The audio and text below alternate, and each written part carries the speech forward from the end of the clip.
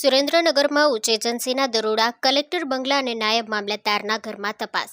સુરેન્દ્રનગર જિલ્લામાં વહેલી સવારથી ઉચ્ચ એજન્સીઓ પર કાર્યવાહી હાથ ધરી છે. મળતી માહિતી મુજબ જિલ્લા કલેક્ટર તથા નાયબ મામલતદાર સાથે સંકળાયેલા સ્થળોએ એજન્સીની ટીમો દ્વારા તપાસ ચાલી રહી છે.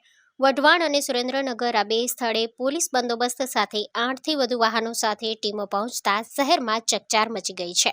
એક ટીમ સુરેન્દ્રનગરના કલેક્ટર બંગલા ખાતે તપાસ કરી રહી છે, જ્યારે બીજી ટીમ વઢવાણના રાવળવાસ વિસ્તારમાં આવેલ નાયબ મામલતદારના નિવાસસ્થાને તપાસમાં વ્યસ્ત છે. હાલ તપાસ કયા મુદ્દે હાથ ધરાઈ છે તે અંગે સત્તાવાર કોઈ માહિતી જાહેર કરવામાં આવી નથી.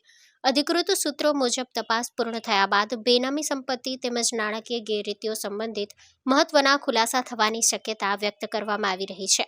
સમગ્ર કાર્યવાહી દરમિયાન કડક પોલીસ બંદોબસ્ત રાખવામાં આવ્યા છે. આ મામલે અધિકારીઓ તરફથી સત્તાવાર નિવેદનની રાહ જોવાઈ રહી છે. રિપોર્ટર મિનહાઝ મલિક, સુરેન્દ્રનગર.